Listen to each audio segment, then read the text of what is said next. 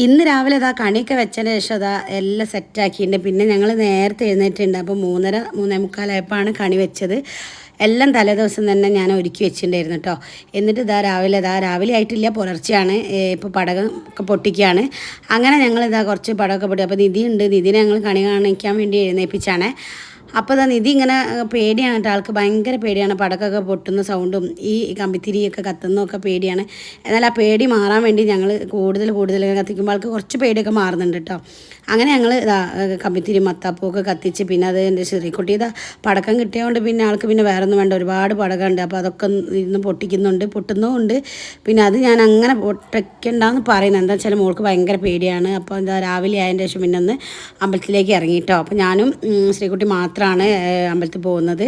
അവിടെ കുറച്ച് ദൂരമുള്ള ഒരു അമ്പലത്തിലാണ്. അപ്പോൾ നിധി ഉറങ്ങുന്നതുകൊണ്ട് തന്നെ അപ്പോൾ നമ്മളെ മൽക്കോട്ടൻ സാരിയാണ് കേട്ടോ ഞാൻ എടുത്തത്.